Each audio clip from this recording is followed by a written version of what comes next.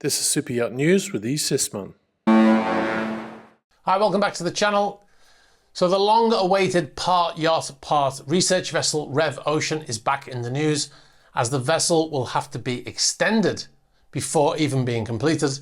So the project has been on hold for 2 years, whilst the issues with the vessel have been discussed and argued amongst the owner and the shipyard, with a plan to resolve agreeing on a plan to how to resolve the issues. Now, the research vessel won't be delivered now until 2025. That's a total of 8 years since the start of the project. Assuming it is delivered in 2025, that's 5 years after the yacht was supposed to have originally been delivered, which was 2020. Now, after the bare hull was completed in the Vard shipyard facility in Romania, the massive 183-metre partly completed vessel was towed by seagoing tugs to Norway, where the rest of the build was supposed to be completed. However, it was then discovered that the vessel had been built with too much weight, and this would cause stability issues.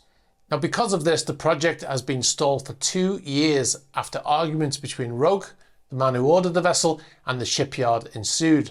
The disagreement centered around the cause of the problems, obviously, who was the cause of this miscalculation. Now, Rev Ocean apparently believes that the shipyard is mainly to blame for what has happened, according to sources.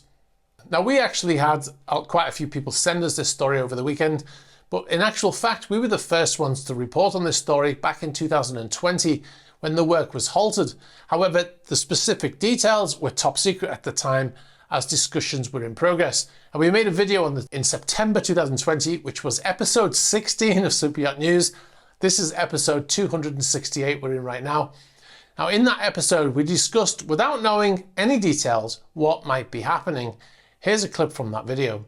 But the most likely reason to extend the vessel before completion is because of some flaw, most likely to do with stability. Lengthening a vessel will influence the natural period of rolling of the hull. The roll is a side-to-side movement generated by the waves moving across the vessel whilst underway. Short periods of roll are uncomfortable for passengers, so longer periods of roll give for a more comfortable vessel. So it could be that testing has proven this would be the case at the current length, and the decision was made to extend her. Another way to resolve this issue without lengthening would be to remove weight from the upper part of the superstructure. Now, this type of lengthening is not that uncommon on commercial ships, as you can see from this old footage of the cruise ship Norwegian Crown. It's one of my old ships, actually, being lengthened in 2008 when the vessel was sold to Fred Olsen Cruises. Now, a prefabricated section is constructed. The vessel is then cut in half right down the middle, which sounds crazy, I know, and the new section is slotted in between, and then they weld the thing back up again. Now, in 2020, we said instead of extending the yacht, they could remove weight from the top of the vessel, but they've decided to do both of these things. Originally, we thought that the vessel would be extended by 20 meters. That's what we said in the video from 2 years ago, but instead they decided to increase the length by 12 meters and remove a deck. Now, to make things more complicated, the Italian-owned shipyard in Norway needs help from outside, as the company doesn't have a dry dock large enough to fit the already massive 183-metre hull. And this is before the 12 metres of extra new section is added. Now, they've already started to remove the top deck of the vessel, and that work is currently ongoing. Now, the cost of this conversion, I call it conversion, the cost of this extra work to get the vessel right is not known, nor who will foot the bill, but it will be no small amount. Now, the owner must be kind of wishing that he'd gone to another company like Lursen right now, because the cost and the delays probably mean it will be more expensive than it would have been to go to one of those initially probably more expensive shipyards, and it would have been delivered probably 3 years ago. Now, it looks like the vessel will be moved to the GMC yard in Stavanger, as they've got a dry dock there that can fit ships up to 280 meters in length. Now, what is Rev Ocean? The idea behind Rev Ocean was for the owner, as in his own words, to give back to the planet by using this vessel for research with state-of-the-art technology and scientific equipment, and marine scientists will be invited on board to do various experiments, and the vessel will collect plastics and stuff from the ocean as it sails around. However, part of the vessel will be finished to super yacht standards for the owner's use. Now, the vessel is often referred to by other media as the largest superyacht in the world once built. However, the vessel will not be registered as a superyacht. It will be registered as a research vessel, so it won't be classed as a yacht, certainly not by us anyway. Okay, we'll move on to our next story now. Motor Yacht Nord has reappeared on AIS briefly after going dark pretty much 1 year to the day of disappearing last year in almost the very same spot in the Indian Ocean.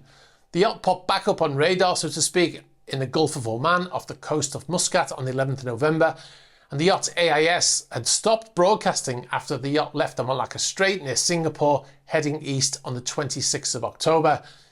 Now, AIS supplements marine radar, which is a ship's primary method of collision avoidance. The yacht dropped anchor in Oman on the 11th of November until the 13th of November when she left. Since leaving Muscat, the yacht has again gone dark, switching off AIS after heading north, most likely heading towards Dubai. The stop might have been a refuel after that trip, because she actually sailed from Vladivostok in Russia to Muscat, which is about 5,000 nautical miles. Now, why pop up on AIS and then go dark again like this? It's most likely because of the requirements in the areas where they've docked or where they've dropped anchor. Also, transiting straits like the Malacca Strait near Singapore, there is a requirement for AIS. The yacht is owned by sanctioned Russian Alexei Mordashov, who also owns Lady M, which is currently arrested in Italy. The Megayacht Nord travelled 1,700 nautical miles with no AIS broadcasting. The yacht is most likely heading to Dubai, as I said, so if you're based in Dubai, the yacht might be in a marina near you pretty soon. All right, some other vessels currently on their travels. Motor Yacht Koru, this is the yacht owned by Jeff Bezos, has left La Ciotat shipyard and left the Mediterranean for the first time and is heading to the Americas. It actually says the Americas on the AIS destination, like something out of a 19th century novel. Most likely heading to the Caribbean for the winter season, but as the yacht is brand new, it's unknown really where she'll end up, because we've got nothing to go on in the past. Another vessel that is leaving the Mediterranean is Motor Yacht Axioma. She just stopped in Gibraltar also for fuel. This is where most vessels will stop before heading across the Atlantic.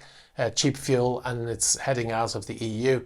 Motor Yacht Axioma is heading to Antigua, we believe, for the charter show in December. Now, October and November time is the time of the year when superyachts start to leave the Med and head to sunnier climates. Usually the Caribbean is the destination, and many yachts head to St. Bart's for that New Year's Eve celebration. Now, obviously, there's going to be many yachts missing from that celebration. The normal ones that, Abramovich's yachts and the Russian yachts, they won't be going there because it's a bit too close to the US for their liking, I think.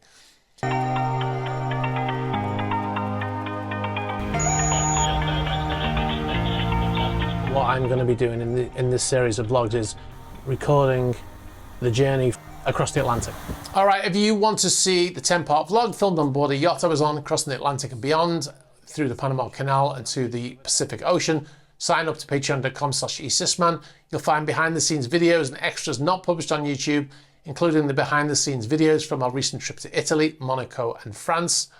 We also recently made a video showing how we make the Super Yacht News, as well as the patron chat series and the patron only Q&A series, where you can ask questions answered in patron only videos. A new one is coming, I keep saying that, but we've got all the questions ready now. We just need to film it and edit it. You'll also get early access to YouTube features advert free. All right, if you've got any information about any of these stories or any other stories, please be sure to get in touch. You can get us in the email address below. You can get us on the About page of the YouTube channel, on Instagram, on Facebook Messenger, on Twitter, and on Threema. Please be sure to like this video, very important for the algorithm. Hit the subscribe button and hit the bell for future notifications. All right, guys, thanks a lot for watching, and I'll catch up with you soon. Bye-bye.